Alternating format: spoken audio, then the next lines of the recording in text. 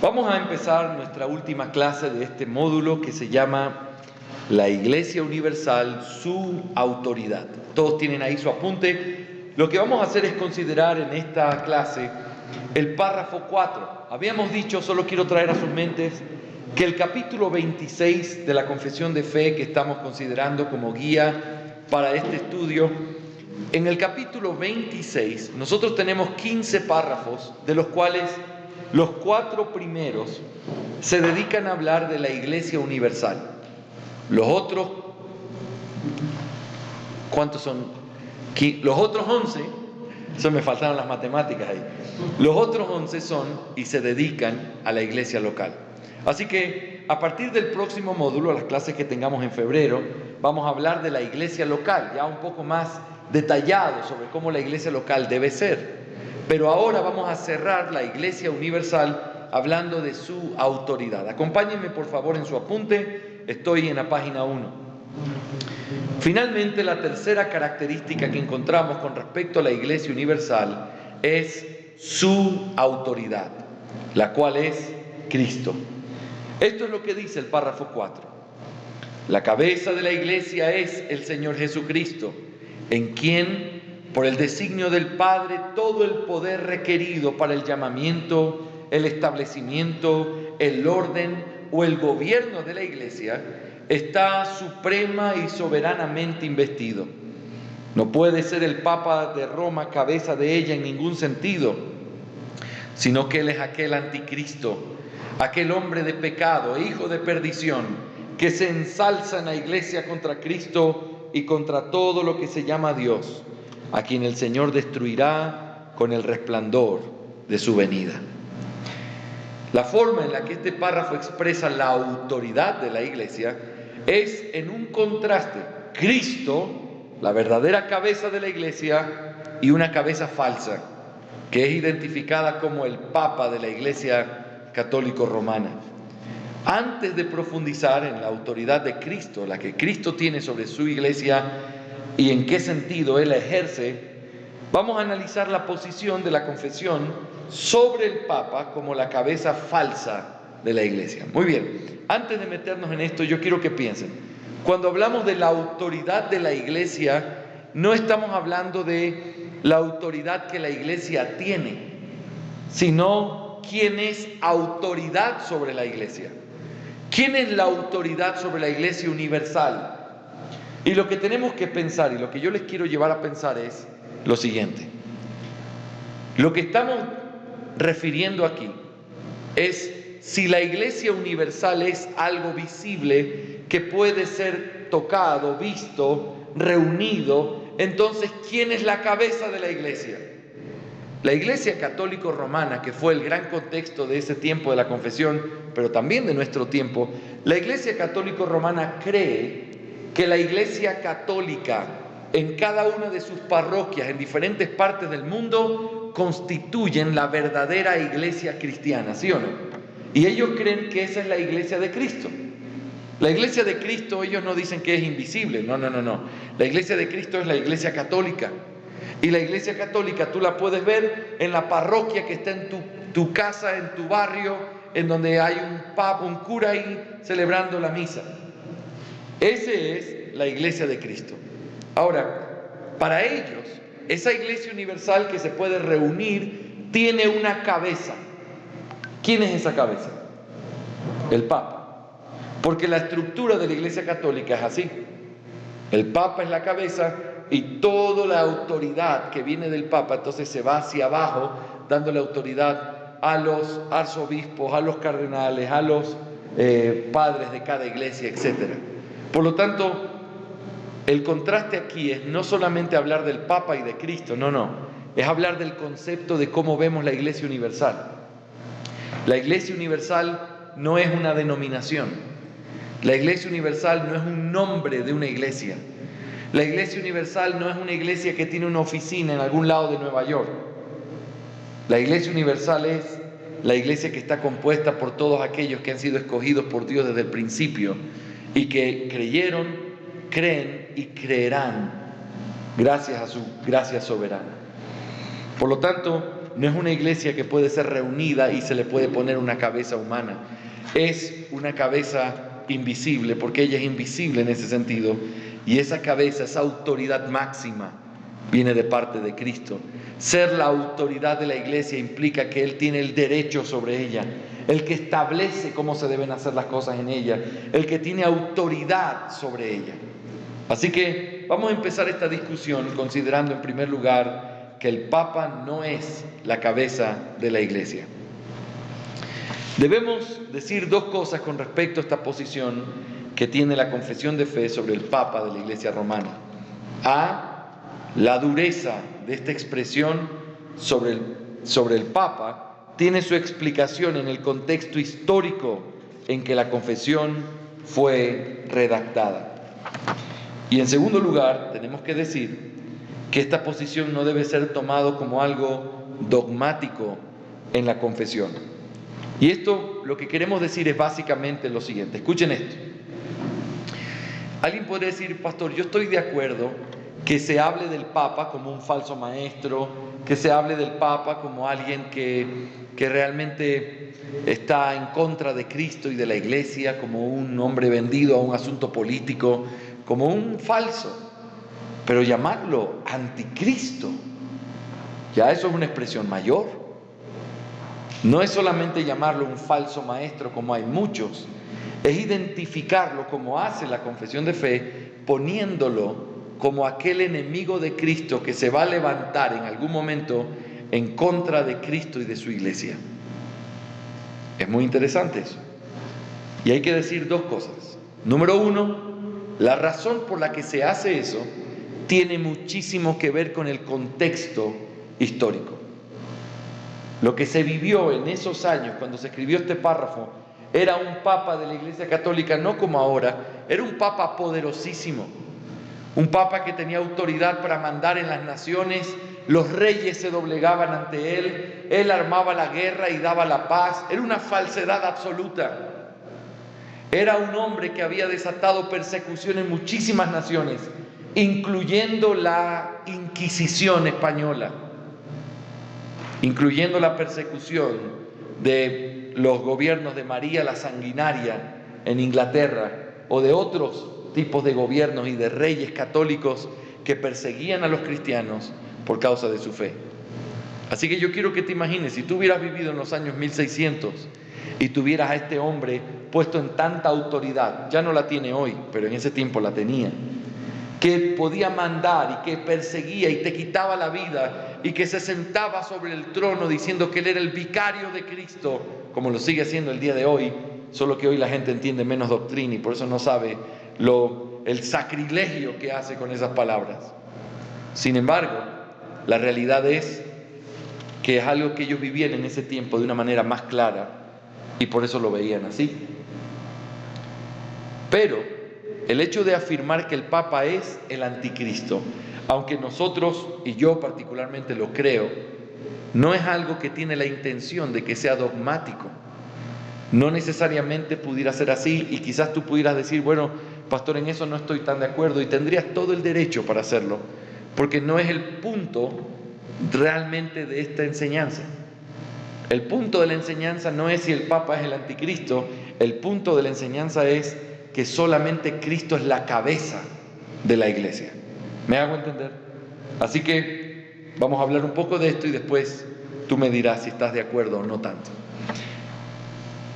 El doctor Waldron dice con respecto al hecho de no tomarlo como algo tan dogmático, él dice esto: muchos de los que sostienen firmemente la confesión de 1689 dudan del valor de su dogmatismo referente a que el Papa sea el anticristo. El autor, es decir, Waldron, se halla entre aquellos que piensan eso. Esta es una de las afirmaciones que sería justamente omitida en una revisión de la confesión. Tal omisión, sin embargo, debe hacerse no por un debilitamiento de nuestras convicciones acerca del estado de la apostasía de la Iglesia romana o del carácter herético de las pretensiones del Papa, sino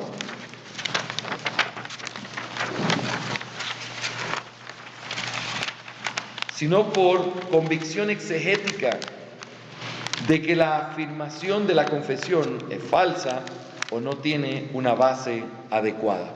Waldron lo ve de esta manera y, por supuesto, respetamos al amado maestro mirarlo de esta forma. Pero vamos a mirar un poquito en el contexto histórico lo que esto significa. Vamos a hablar de un testigo de la historia llamado John Hus. Al considerar este testimonio de la historia, podremos notar que aun cuando ya hemos explicado que la confesión no pretende ser dogmática con respecto a identificar al Papa como el anticristo, aún así no es una exageración cuando se habla de la perversidad de esta doctrina y de la corrupción de la Iglesia romana.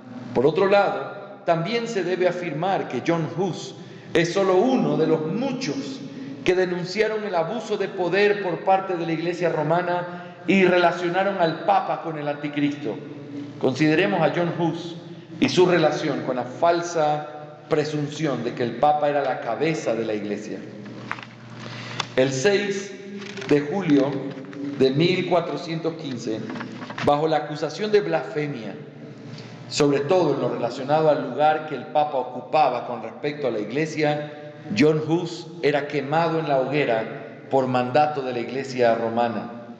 Entre las muchas doctrinas por las que Hus estuvo dispuesto no solo a defender, sino a morir por ellas, se encontraba en un lugar prominente su proclamación de que la única cabeza verdadera de la Iglesia era Cristo.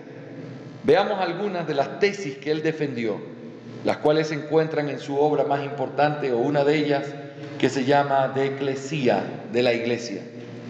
En el capítulo 1 él dice: la Iglesia universal es la suma de todos los predestinados, tanto del pasado, del presente y del futuro. Ven cómo John Hus define igual que nosotros a la Iglesia. Capítulo 6, como en forma de oración: Señor omnipotente, tú eres el camino, la verdad y la vida. Ciertamente sabes cuán pocos son los que andan conmigo en el tiempo presente, cuán pocos son aquellos que andan en humildad, pobreza, pureza, diligencia y paciencia. El camino de Satanás es ancho, muchos andan por ahí. Ayuda a tu rebaño débil para que no te abandones, sino seguirte hasta el fin en el camino estrecho. Capítulo 7. Ni el Papa ni los cardinales son la cabeza de la Santa Iglesia Universal, solo Cristo es la cabeza de la Iglesia. Capítulo 8. El creyente tiene que estar dispuesto a exponer su vida al peligro de muerte por la certeza de la verdad hablada por Dios. Todos los cristianos han de creer implícita y explícitamente todas las verdades que el Espíritu Santo ha colocado en las Escrituras. De esta manera, el creyente no tiene por qué creer las palabras de los santos que no están en armonía con las Escrituras, ni tampoco tiene por qué creer los decretos papales, a no ser que sean conforme a la Escritura. Capítulo 9. Cristo prometió edificar su iglesia sobre la roca que Pedro confesó, y aquella roca era Cristo. Por lo tanto, la iglesia está edificada sobre Cristo. Capítulo 11. Cuando los sacerdotes leen ciertos versículos de la Biblia que parecen dar a entender que han de ser ricos y vivir en comunidad, ser conocidos en el mundo y no sufrir por el amor de Cristo, los estudian, los proclaman y los dan a conocer a todos. Pero cuando se encuentran esos versículos que los llaman a imitar a Cristo mediante la pobreza, la ternura, la humildad, la paciencia, la pureza, el trabajo duro y la perseverancia, deciden pasarlo por alto, aseverando que tales textos no tienen nada que ver con la salvación. Capítulo 12. Nadie puede ser salvo a no ser que esté sometido a Jesucristo. Capítulo 17.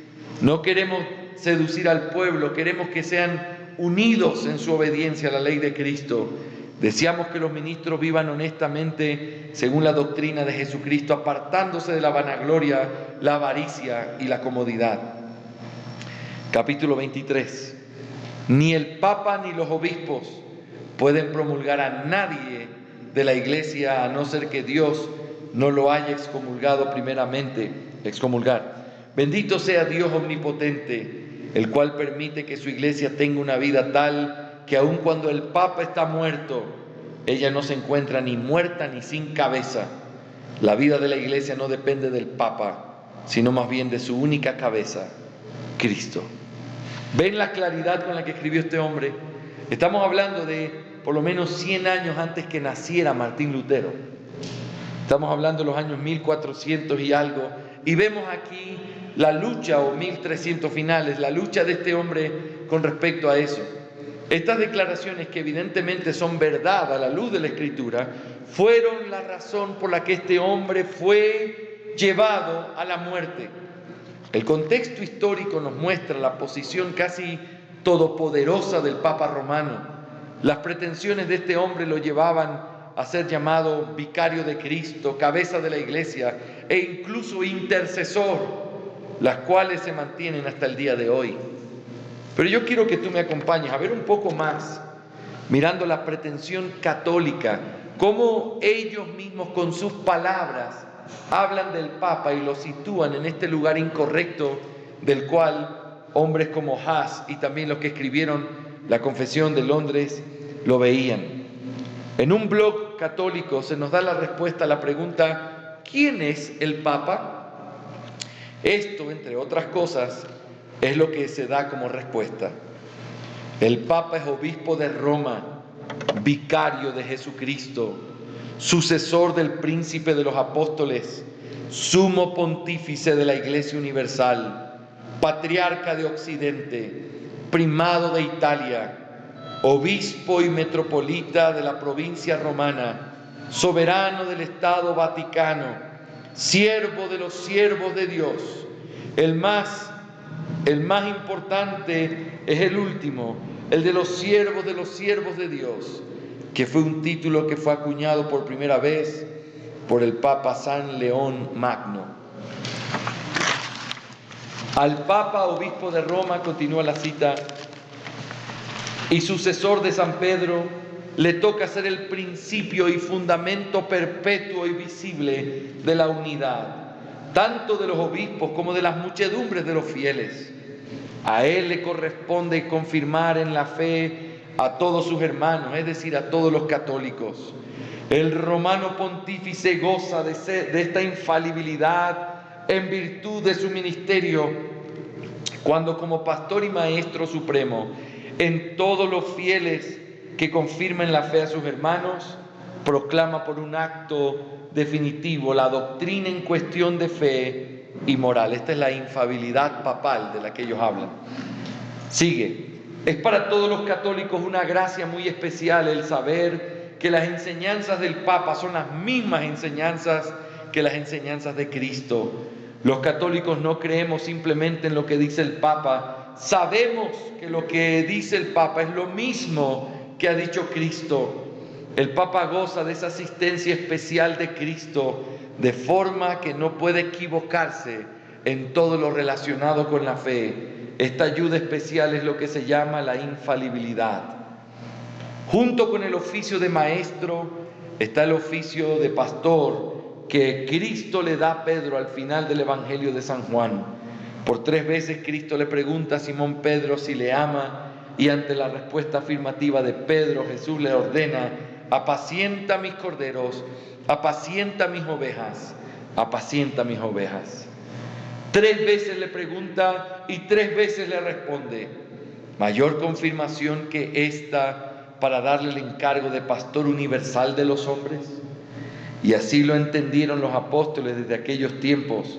Sabían que Pedro tenía un lugar privilegiado entre ellos por indicación del mismo Cristo. Por lo tanto, el sumo pontífice le corresponde también ser el pastor universal de la Iglesia Católica. Como pastor debe guiar a las ovejas hacia los mejores pastos, debe ayudarlas en sus necesidades y dificultades. Aquí termina la cita. Es asombroso leer lo que la misma Iglesia romana afirma con respecto a su Papa. Su pretensión consiste en darle la autoridad total de la Iglesia. Lo presentan como el responsable delante de Dios por el alma de cada una de las personas católicas. Le atribuyen la autoridad sobre la Iglesia y le conceden una infalibilidad al momento de enseñar, como el maestro supremo de la Iglesia. Si miramos lo que la confesión nos dice con respecto al Papa, a la luz de todas estas pretensiones y abusos de autoridad a lo largo de la historia, no nos resulta difícil entender la dureza y censura con la que es tratada la autoridad máxima de la Iglesia de Roma. Ahí hay algo que tenía aquí añadido aquí, pero por ahora no lo vamos a tener. ¿Cuál es la idea? ¿Qué es el anticristo, mis hermanos? Antes de meternos en el tema de la autoridad que sí tiene Cristo, preguntémonos, ¿qué es el anticristo? La palabra anti en griego es un prefijo que significa en lugar de, en lugar de. Por lo tanto, anticristo significa alguien que se sienta en lugar de Cristo, que busca o pretende tener la misma gloria que a Cristo le corresponde. La imagen del anticristo que tú tienes en la mente, porque la Biblia lo enseña, es la imagen de alguien que viene y se sienta en el trono de Dios y busca ser adorado como Dios, ¿sí o no? Y esa es la idea, aunque a veces aparece en lenguaje metafórico, como el tema de que está en el templo de Dios sentado. Todo ese lenguaje lo único que te dice es que es un hombre que por ayuda satánica es capaz de sentarse en el trono que le corresponde solo a Cristo, hacerse pasar por Cristo, demandar las cosas que solo Cristo tiene y la gloria que solo a Cristo le corresponde. Ese es el anticristo.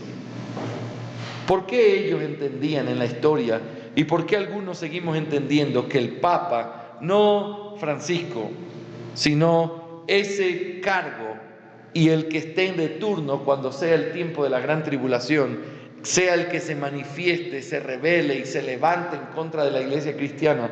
Es porque no hay nadie en la historia, en ningún momento de la historia, que haya reclamado las cosas que le pertenecen solamente a Cristo.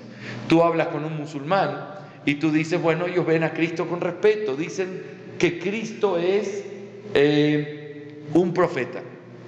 Tú hablas con un judío y dicen que Cristo es un profeta, un buen maestro. Tú hablas con alguien de la India que tiene alguna de las creencias que ellos tienen y simplemente va a decir, sí, es un buen hombre de Occidente o de Oriente, pero más hacia el Occidente nuestro, que está en la cultura occidental, pero nada más que eso. No lo ven como tienen que verlo porque no están infiltrados en una fe cristiana. Pero en el momento en que alguien ve a Cristo como es, Dios hecho hombre, como la Iglesia Católica lo repite, y comienza a pedir la gloria que solo le pertenece a Cristo, y comienza a pedir el honor que solo le pertenece a Cristo, la adoración que solo le pertenece a Cristo, y las funciones que solo Cristo puede hacer, ese es el anticristo. Hace unos años atrás, estaba yendo hacia Cuba con el hermano Taylor, y entonces me llevé un libro de un bautista particular llamado Hansel Knowles, y este libro tenía algunos artículos sobre Hansel Knowles escribiendo con respecto a diferentes temas, y uno de ellos era, el artículo se llamaba Babilonia revelada o algo así, y era una exposición de Apocalipsis capítulo 11 y algunos otros textos en donde él daba sus razones de por qué él creía que Babilonia es la iglesia romana y el Papa es el anticristo. Y yo lo leí, y después de ese viaje y de haber leído eso, nunca más volví a ser el mismo con respecto a este criterio. Hay tantas cosas que no se pueden simplemente tomar descuidadamente. Hay tantas indicaciones que hacen solamente de la iglesia romana una iglesia tan apóstata que pudiera tener el escenario para poder poner a un hombre que se tome el lugar de Cristo y reclame las cosas que le pertenecen a Cristo. Llamarse vicario de Cristo, tal cual ustedes lo leyeron aquí. El hecho de decir que lo que él dice es como que si Cristo lo dijera. ¿En serio? No, que cuando él habla es como que si Cristo hablara y lo hace de manera infalible, no tiene errores. El único maestro infalible que tiene la iglesia es Cristo. La única cabeza que tiene la iglesia es Cristo. El único pastor de las almas de su pueblo es Cristo. Y cualquiera que pida para sí esos nombres, esa gloria y esas funciones, es el anticristo. El amado pastor Charles Spurgeon decía que si no es el Papa de Roma, el anticristo, entonces tiene que ser alguien bien parecido a él. Esto no es algo que se cree hace poco. Esto es una fe que ha sido sostenida. Ustedes ven claramente a este hombre, John Hus, hablando sobre este tema. Lutero, Calvino identificaron al Papa como el anticristo. En las confesiones de fe se puede mirar, y específicamente en la nuestra y en la de Westminster y en la de Saboya, mirando el énfasis, Él es el anticristo. Y aunque no es el tema central de lo que vamos a ver, lo central es lo que viene ahora, es un tema interesante. Y les ruego que puedan considerarlo, pensarlo, leerlo, analizarlo y poder seguir buscando información al respecto para leer. Hay algunos artículos que pudieran servir. Si alguno los necesita, en el grupo de WhatsApp los podemos compartir para leerlos y trabajar en eso. ¿Ok? Vamos entonces a considerar, hemos visto en primer lugar desde una perspectiva negativa, el Papa no es la cabeza. Pero ahora, entonces, nosotros tenemos la responsabilidad de mirar a Cristo, quien sí es esa cabeza. Cristo sí es la cabeza. Y quiero que me acompañes en esto. Mira cómo lo define, y vuelvo a leer el párrafo 4 de la confesión, la primera parte.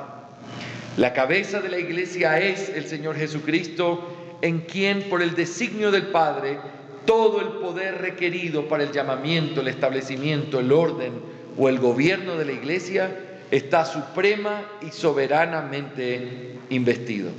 Hay tres cosas fundamentales que debemos considerar al pensar en la autoridad de Cristo como cabeza de la iglesia. Tres cosas bien importantes. En primer lugar, la autoridad o la fuente, de esta autoridad es una autoridad delegada. Autoridad delegada. La fuente, o de donde Cristo obtuvo su autoridad sobre la iglesia, tiene que ver con autoridad delegada, es decir, autoridad o poder con el cual fue investido, que provienen de alguien más. Para entender correctamente este concepto de autoridad delegada, debemos mirar el proceso de delegación que Dios estableció. Analizar esto nos ayudará a contestar la pregunta: ¿en qué sentido Cristo sigue siendo la cabeza de la iglesia si Él ya no está de manera visible sobre la tierra? La respuesta es autoridad delegada. Así como Cristo recibió su autoridad del Padre por medio de delegación, así también Él delegó esa autoridad, y lo hizo de tal manera que aun cuando Él ya no esté presente sobre la tierra de manera visible, Él sigue siendo la autoridad suprema y verdadera cabeza de la iglesia. En este proceso consiste de lo siguiente: Dios, Señor sobre todo, es el principio de toda autoridad. Luego Dios delegó esa autoridad a su Hijo. Luego el Espíritu Santo fue investido con esta autoridad como vicario de Cristo cuando el Señor ascendió a los cielos. Y luego el Espíritu invistió de esta autoridad a los apóstoles con el propósito de poner el fundamento de la iglesia. Hermanos, esto no es solamente un entendimiento doctrinal, esto es bien importante. Es bien importante porque vamos a llegar a la conclusión. Les voy a decir cuál es el final de la película para que puedan acompañarme durante la película. El final de la película es esta: la forma visible en la que nosotros vemos a Cristo como cabeza de la iglesia es a través de su palabra. Él dice que Él es quien determina y establece todo lo que la iglesia debe hacer. En 1 de Timoteo capítulo 3 vimos que la iglesia es la iglesia del Dios viviente. ¿Se acuerdan cuando hablamos de eso? Y hablamos de cómo Cristo tiene autoridad, es el dueño de ella. Y como dueño es la autoridad. La pregunta es: ¿y cómo lleva a cabo esa autoridad? Y la respuesta última es esta: a través de su palabra. Su palabra es la autoridad que rige a la iglesia, y cuando una iglesia es regida por la palabra de Dios únicamente, esa iglesia tiene a Cristo como cabeza de esa iglesia local. ¿Me hago entender? Ahora, pero ¿cómo pasó de Cristo a la palabra? Esa es una parte importante que necesitamos considerar. Así que considera conmigo este proceso y espero que sea sumamente útil al mirar la fuente de la autoridad. En primer lugar, Dios es dueño absoluto por derecho propio. Este primer fundamento no requiere mayor demostración. Por tratarse de una verdad esencial, básica, Dios tiene la autoridad sobre todo lo que creó, porque Él es el creador y único dueño de todo lo que existe. Romanos 11:36, porque de Él y por Él y para Él son todas las cosas, a Él sea la gloria por los siglos. Amén. Este texto tan significativo nos muestra, por medio de tres proposiciones, la legítima autoridad de Dios sobre todo lo que existe. De Él implica pertenencia, significa que Dios es el único dueño, todo es de Él, Él es Señor de todo es suyo. Luego dice, por Él, nos muestra a Dios como el medio por el cual todo lo que existe llegó a existir. Él fue el medio, en otras palabras, Él es el creador. Para Él nos muestra el propósito supremo o el fin último de todas las cosas. Todo fue creado para Él. Salmo 24, 1 y 2. De Jehová es la tierra y su plenitud, el mundo y los que en él habitan, porque Él la fundó sobre los mares y la firmó sobre los ríos. El rey David afirma por medio de estas líneas el derecho supremo que Dios tiene sobre todo. Suya es toda la autoridad. ¿Estamos todos de acuerdo o no? Si hay autoridad, viene de parte de Dios. Pero ahora viene, en segundo lugar, Cristo fue investido de poder por el Padre. Y esto puede ser muy interesante si no lo entendemos en el contexto correcto. Al afirmar que Cristo fue investido de poder por el Padre, no estamos diciendo que Cristo no tenga los mismos derechos y la misma autoridad que el Padre, pues definitivamente los tiene, y esto por el hecho de que Él es el Hijo de Dios, luz de luz, Dios verdadero de Dios verdadero, engendrado, no creado, consubstancial con el Padre, por quien todo fue hecho, creo de Nicea. Por lo tanto, el Hijo, al igual que el Padre y que el Espíritu Santo, es creador de todo y supremo monarca de todo lo que existe. Lo que afirma la Escritura cuando dice que el Hijo recibió el poder o la potestad que tiene que ver con la obra redentora que le fue encomendada al Hijo en el pacto de redención celebrado en la eternidad, en la cual el Hijo es visto como el postrer Adán, aquel descendiente de la mujer que un día vendría para deshacer las obras del diablo. Desde este horizonte, el Hijo vino cual siervo a mostrar su obediencia al Padre, a hacer lo que el primer Adán fracasó en hacer. El poder con el que fue investido tiene que ver con el recibimiento del galardón ofrecido por causa de su obediencia. Cristo recibió la autoridad del Padre y fue puesto sobre todo. Hermanos, allá atrás en la eternidad, donde nuestra mente, nuestra capacidad no es capaz de remontarse, el Padre, el Hijo y el Espíritu Santo establecieron desde la eternidad un plan de redención. En ese plan, el Padre le designa al Hijo y le entrega un pueblo para que el Hijo sea cabeza de ese pueblo. El Hijo toma la responsabilidad de morir por ellos. El Padre le provee un cuerpo, el pueblo y todas las cosas que iba a necesitar, como la ayuda del Espíritu Santo y el consuelo, pero también le promete un reino y una gloria.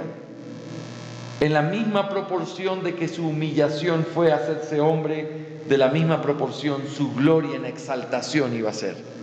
Así tan bajo como descendió, así tan alto es como irá. Esa es la idea y eso fue prometido por el Padre cuando se estableció este pacto de redención.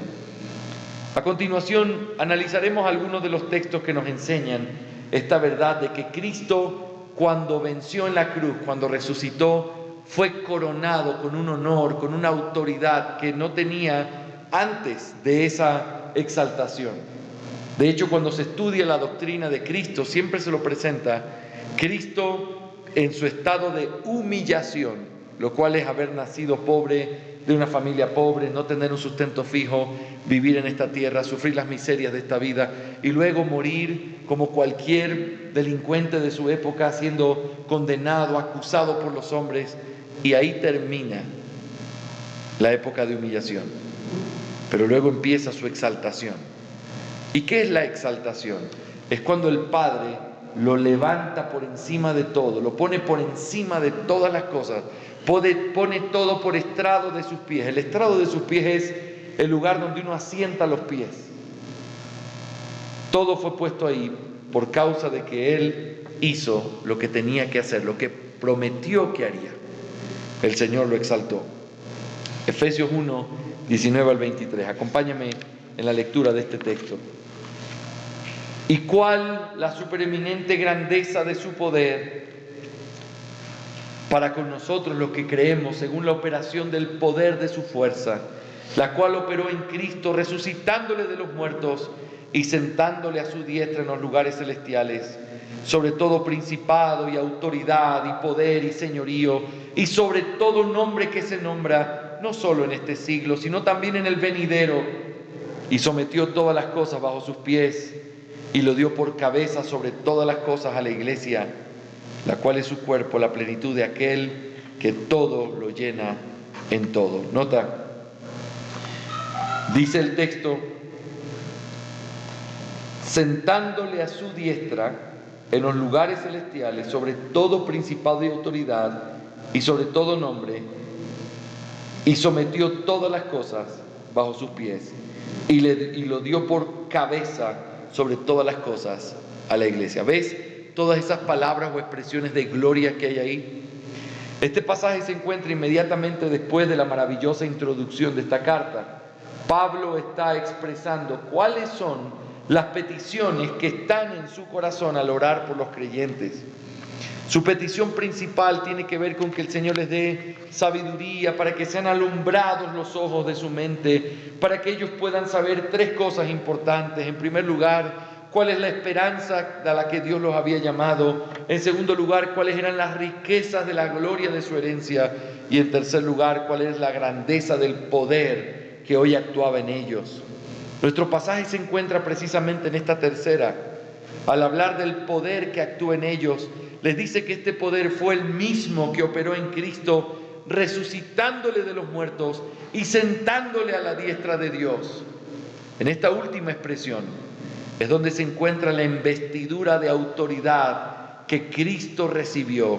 Esa es una expresión sublime de la autoridad que el Señor recibió.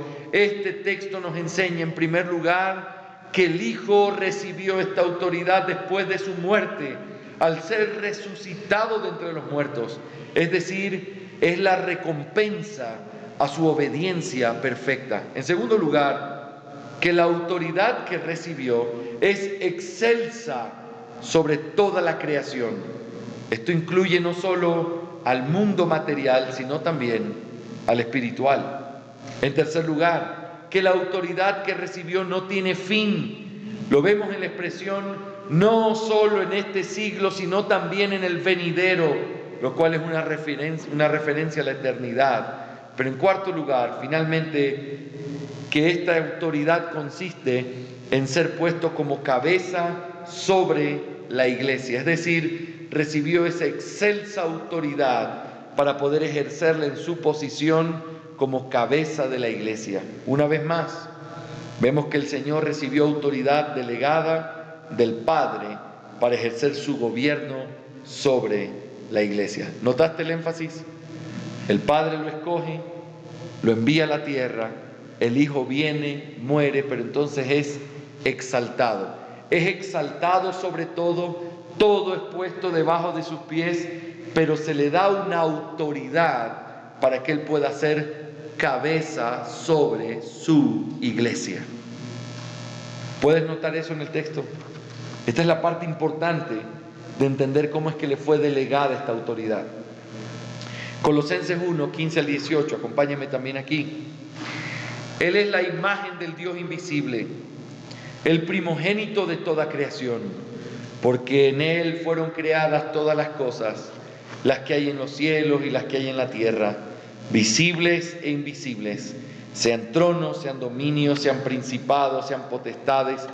Todo fue creado por medio de Él y para Él, y Él es antes de todas las cosas, y todas las cosas en Él subsisten, y Él es la cabeza del cuerpo, que es la iglesia, el que es el principio, el primogénito de entre los muertos, para que en todo tenga la preeminencia.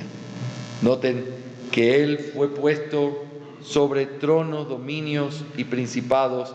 Él es autoridad, Él es antes que todo, y Él es la cabeza de su cuerpo, que es la iglesia. En este texto el apóstol Pablo declara la naturaleza del Hijo de Dios.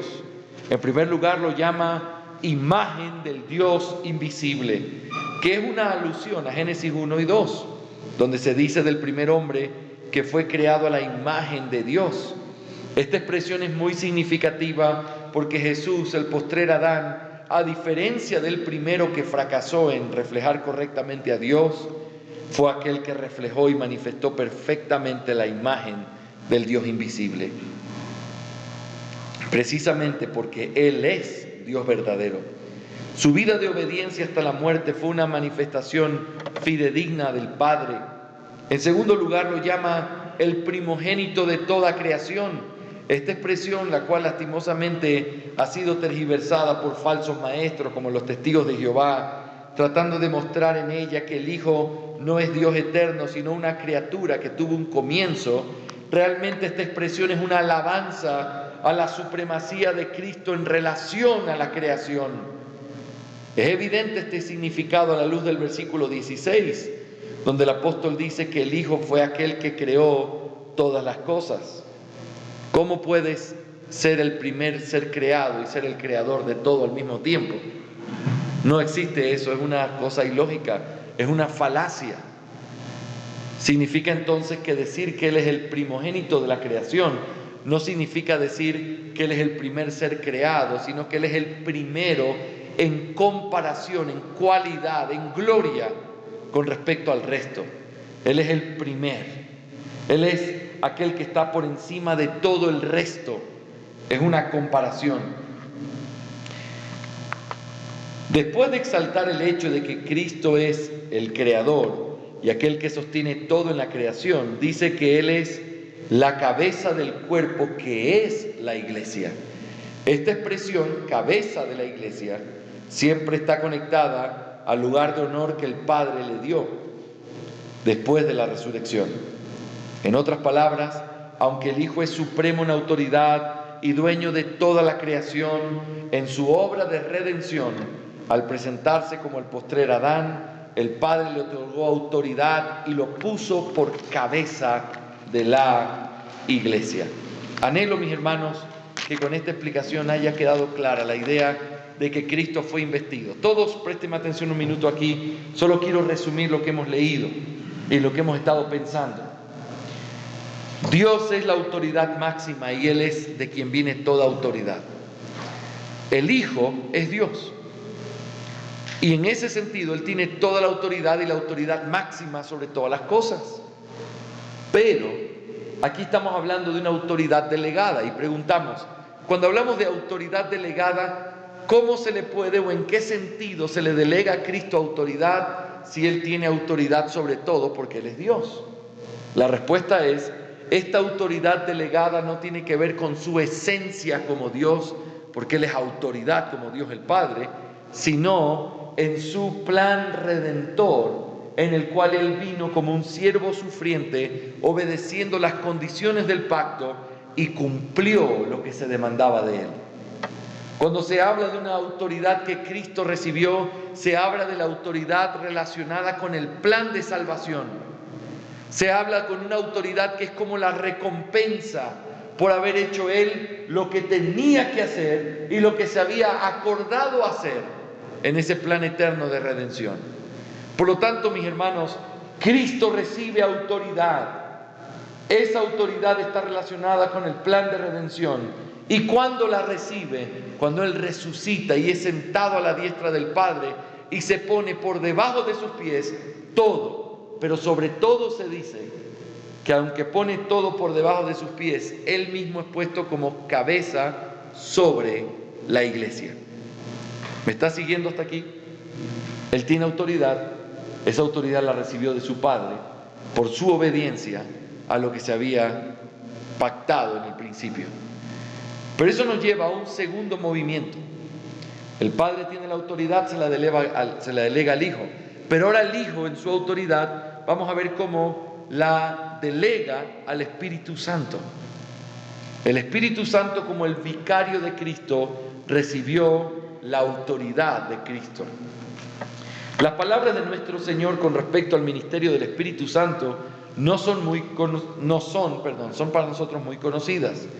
En este discurso a sus discípulos, el Señor les prometió a sus discípulos que ellos no quedarían sin consuelo después de su partida, sino que Él enviaría un consolador. ¿Se acuerdan de ese pasaje? Voy a enviarles un consolador, el cual vendría oficialmente, es decir, enviado formalmente, y vendría con una autoridad delegada. Mira lo que dice Juan 16, 5 al 7 y luego los versículos 13 al 15. Pero ahora voy al que me envió, y ninguno de vosotros me pregunta, ¿a dónde vas? Antes, porque os he dicho estas cosas, tristeza ha llenado vuestro corazón. Pero yo os digo la verdad, os conviene que yo me vaya, porque si no me fuera, el Consolador no vendría a vosotros, mas si me fuere, os lo enviaré. Pero cuando venga el Espíritu de verdad, Él os guiará a toda verdad, porque no hablará por su propia cuenta, sino que hablará todo lo que oyere y os hará saber las cosas que habrán de venir. Él me glorificará, porque tomará de lo mío y os lo hará saber. Todo lo que tiene el Padre es mío, por eso dije que tomará de lo mío y os lo hará saber. Lo que el Señor le dice a sus discípulos es que enviaría a un consolador. La palabra griega es parakletos, lo cual significa literalmente alguien llamado al lado de uno en ayuda de uno. La observación que correctamente se hace en esta expresión del Señor es que el Espíritu Santo vendría como el vicario de Cristo, es decir, alguien en lugar de Cristo. Está por demás decir que el Papa Romano proclama falsamente para sí este título, pues solamente le pertenece al Espíritu Santo, y la razón de esto es porque es necesario que aquel que vendría en lugar de Cristo debía ser de la misma esencia que Él. Juan 14, 16 es vital en la comprensión de esta verdad. Cristo fue aquel consolador para sus discípulos, aquel defensor y ayudador de los suyos. Al hablar de que se iría, Él les promete que vendría otro consolador. El uso de la palabra otro aquí es muy importante. El Señor usa la palabra, o por lo menos como está escrito, es la palabra alos, otro de la misma clase, y no la palabra heteros, que significa diferente, de otra clase, lo cual implica la deidad del Espíritu Santo. Por lo tanto, la exclusividad de Él para cumplir con esta función. El texto nos dice que el ministerio del Espíritu como consolador fue encomendado por delegación de autoridad. Este principio es claramente expresado en Juan 14, 26, donde dice: mas el Consolador, el Espíritu a quien el Padre enviará en mi nombre, Él os enseñará todas las cosas y os recordará todo lo que os he dicho. Aquí está explicando la labor del Espíritu y afirma que esa obra la hace oficialmente en lugar de Cristo. Déjenme reforzar un poco este argumento. ¿Por qué es tan blasfemo lo que dice el Papa Romano? Porque ser el vicario es ser alguien que viene a ocupar el lugar de Cristo para otros. Esto sucedió una vez y de hecho está sucediendo, pero solamente podía ser ocupado por alguien que sea de la misma esencia que Cristo. Cuando Él dice enviaré otro consolador, si no hubiera sido de la misma esencia, hubiera dicho, Señor, esto que mandaste trae bastante consuelo, pero no eres tú. ¿Por qué ellos sí podían traer consuelo a su corazón a través de tener al Espíritu en medio de ellos, aunque ya no tuvieran al Señor? ¿Sabes por qué? Porque eran de la misma esencia. Y aunque no eran la misma persona, eran la misma esencia. Cuando el Papa dice que viene en lugar de Cristo, está hablando de una exagerada blasfemia al ocupar algo que no le pertenece y que nunca le va a pertenecer a ningún hombre, sino solamente al Espíritu. Amén. Ustedes pueden ver cómo el Espíritu es enviado con autoridad. Yo os enviaré al Consolador.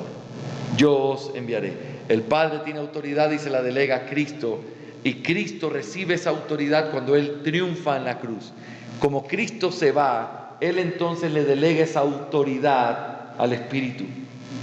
Pero el Espíritu entonces se le encomendó que llevara esa autoridad y que guiara con esa autoridad a los discípulos, quienes iban a recibir esa autoridad también de parte de Dios. Mira, ese es el cuarto movimiento. Los discípulos recibieron la autoridad de Cristo por medio del Espíritu. El cuarto paso en este proceso de autoridad delegada tiene que ver con la autoridad que recibieron los discípulos por parte del Señor, por medio del ministerio del Espíritu Santo. Analicemos estos tres textos que nos muestran la progresión de este paso. En primer lugar, la promesa de que ellos iban a recibir autoridad. Mateo 16, 18 al 19. Y yo también te digo que tú eres Pedro, y sobre esta roca edificaré mi iglesia, y las puertas del Hades no prevalecerán contra ella.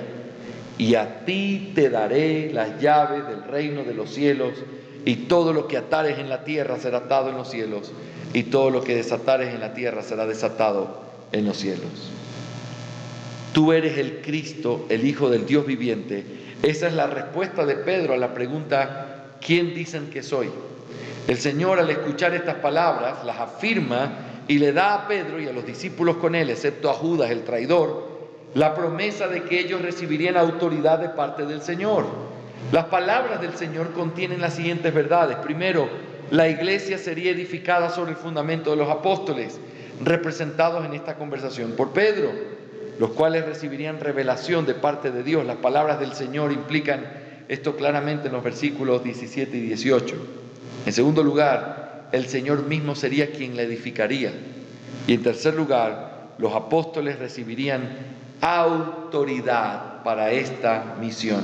Esa autoridad está prometida en las palabras, las llaves del reino, y con las expresiones atar y desatar. Eso es autoridad. Así que aquí vemos la promesa de que los apóstoles recibirían autoridad.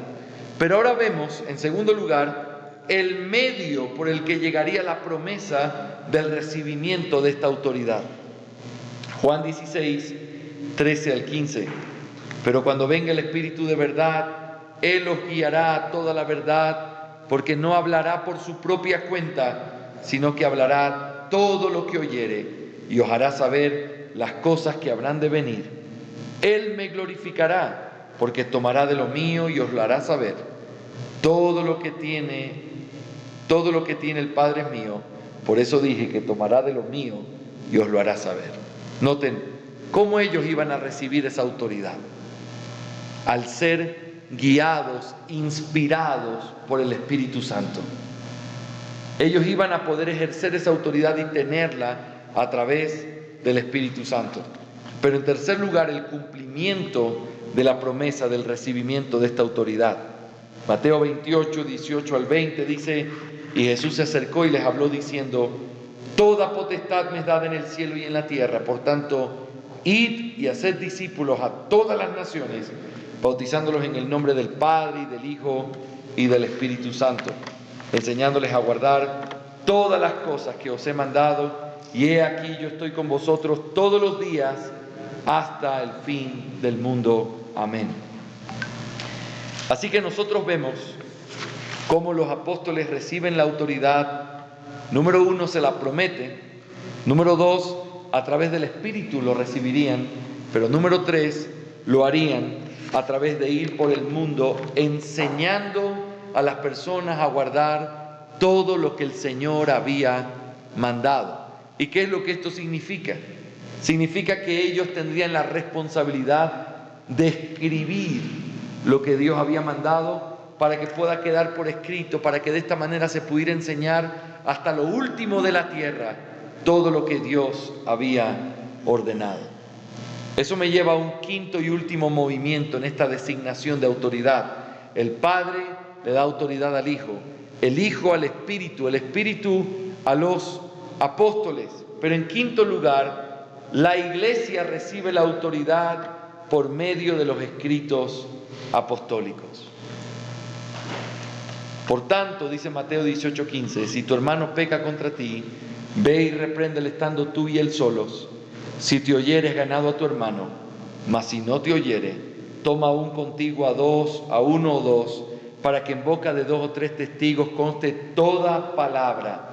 Si no los oyere a ellos, dilo a la iglesia. Y si no oyera a la iglesia, tenle por gentil y publicano. De cierto os digo, noten el lenguaje, que todo lo que atéis en la tierra será atado en el cielo, y todo lo que desatéis en la tierra será desatado en el cielo. Otra vez os digo que si 2 de vosotros se pusieren de acuerdo en la tierra acerca de cualquier cosa que pidieren, les será hecho por mi Padre que está en los cielos. Porque donde están 2 o 3 congregados en mi nombre, allí estoy yo en medio de ellos. ¿Qué es lo que nosotros vemos aquí, mis hermanos? Estoy casi concluyendo nuestra lección, pero ¿qué es lo que vemos? La autoridad apostólica pasa a la iglesia y le entrega a la iglesia autoridad a través de los escritos que están en la palabra de Dios. Cristo es la cabeza y para eso fue que recibió autoridad. Esa autoridad la delegó al Espíritu, el Espíritu a los apóstoles y los apóstoles escribieron la palabra. Cuando tú lees la palabra de Dios, cuando tú basas tu fe y tu práctica en la palabra de Dios, lo que tú estás haciendo es que estás reconociendo que la palabra de Dios recibió la autoridad delegada de los apóstoles, quienes la recibieron del Espíritu, el Espíritu la recibió de Cristo y Cristo la recibió del Padre para ser cabeza de la iglesia. Así que Cristo hoy tiene autoridad sobre la iglesia. Cristo hoy sigue reinando sobre la iglesia y lo hace cuando las iglesias toman la palabra como la máxima autoridad sobre la cual ellos rigen todo lo que creen y todo lo que hacen. ¿Me hago entender? ¿Cristo tiene autoridad sobre la iglesia? ¿Sí o no? ¿Y cómo la ejerce?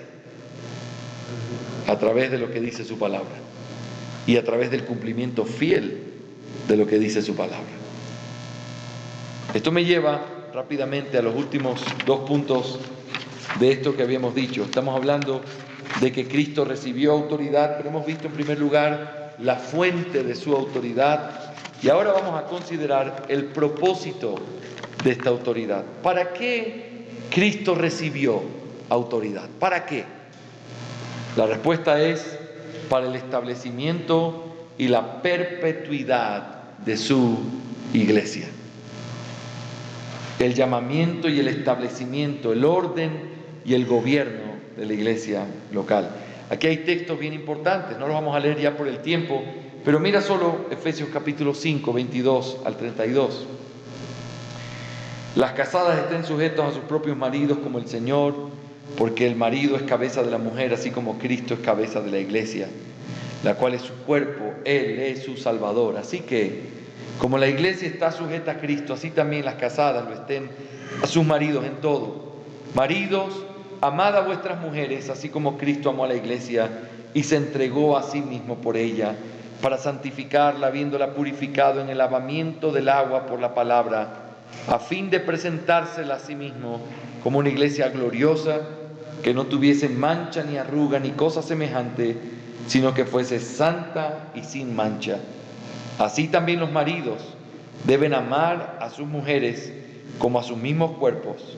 El que ama a su mujer a sí mismo se ama, porque nadie aborreció jamás a su propia carne, sino que la sustenta y la cuida, como también Cristo a la iglesia, porque somos miembros de su cuerpo, de su carne y de sus huesos. Por eso dejará el hombre a su padre y a su madre, se unirá a su mujer, y los dos serán una sola carne. Grande es este misterio, mas yo digo con respecto de Cristo y de la iglesia. Dice que nosotros somos sus huesos, su carne, miembros de su cuerpo, y nosotros somos edificados por Él, y Él cuida su cuerpo. ¿Con qué autoridad Él cuida su cuerpo, el cuerpo que le fue dado? ¿Con qué autoridad Él hace que el cuerpo se mantenga y siga creciendo? Con la autoridad que recibió cuando Él venció y recibió esa coronación en el cielo. Así que Él recibió esto con el propósito de establecer y perpetuar la iglesia. En otras palabras, escuchen esto casi final. La razón por la cual podemos saber cómo termina esta historia es porque sabemos que Cristo va a hacer que se cumpla lo que se prometió, porque Él tiene la autoridad para hacerlo. En eso podemos confiar, en eso podemos avanzar, en eso podemos descansar completamente, en eso podemos volcar nuestro corazón en adoración y agradecerle por lo que Él hace. En tercer lugar, las implicaciones de esta autoridad. Cristo no solamente recibió esta autoridad y vimos la fuente de la autoridad, no solo el propósito de su autoridad, sino las implicaciones. ¿Qué es lo que implica? ¿Y qué con el hecho de que Cristo tenga autoridad? Bueno, la implicación es que Cristo es entonces el Señor de la iglesia.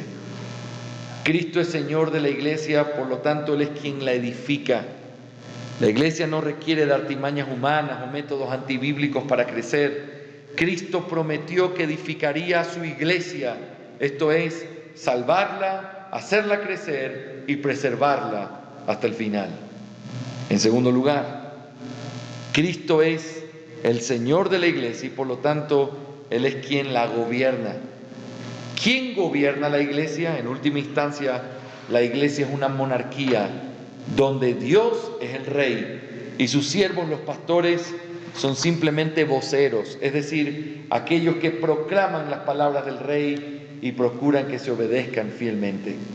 En tercer lugar, Cristo es Señor de la iglesia, por lo tanto Él es quien determina lo que se debe hacer en ella y con ella. Hermanos, quiero concluir nuestra lección diciéndoles lo siguiente. El párrafo 4 de la Confesión de Fe que hemos tratado en esta hora de clase se convierte como en una bisagra, como en un puente de conexión para hablar de la iglesia local. La iglesia local es la manifestación visible e imperfecta de la iglesia universal. La iglesia universal tiene una cabeza y tiene una autoridad que es Cristo. Pero quiero que piensen en esto. Vez tras vez vamos a encontrar en los párrafos siguientes, cuando hablemos de la iglesia local, que es Cristo, por esta autoridad que ha recibido, el que llama a personas del mundo y las salva. Es Cristo, por causa de esta autoridad que ha recibido, que Él ordena que puedan reunirse y formar congregaciones locales. Es Cristo, por esta autoridad que ha recibido, que Él le da autoridad a cada iglesia local. Lo que hablamos hace un momento de la independencia, se lo da a cada iglesia local para que ellos con su palabra puedan tenerlo a Él como cabeza de la iglesia y no poner a ningún hombre, no tener otra iglesia encima de la iglesia, solamente la palabra sobre la iglesia y la iglesia con autoridad ejerciendo lo que Dios les mandó a hacer. La autoridad es bien importante. La autoridad es lo que asegura que se cumpla una misión. La autoridad es lo que hace que podamos hacerla con tranquilidad, con firmeza, con paciencia. Y cuando vivas momentos de desánimo en medio de la iglesia, tienes que saber esto: hay uno que tiene autoridad y que la ha delegado y que la ha puesto y que en su autoridad sigue haciendo y sigue ejerciendo su poder y su dominio. Cuando tengas un culto y quizás no vengan todas las personas que tú esperas, tienes que saber que aún en ese grupo pequeño el Señor está ejerciendo su autoridad, ha prometido su presencia y nos ha dado todo lo que necesitamos para que esa iglesia pueda permanecer fiel y firme. Amén.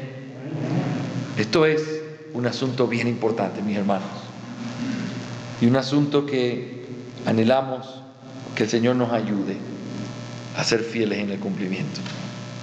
Quiero animarles a que no se desanimen en este proceso, a que sigamos avanzando. Todas estas clases están quedando grabadas para que si alguno se perdió o se durmió, pueda verla en el proceso, volverla a escuchar. Sigamos insistiendo en esto, sigamos estudiando, aunque parezca mucha información, que el Señor nos ayude y que esto pueda ser guardado en nuestro corazón para que podamos, al final de cuentas, lo importante, lo que esperamos que resulte de todos estos módulos que estamos haciendo, es que tengamos iglesias más bíblicas.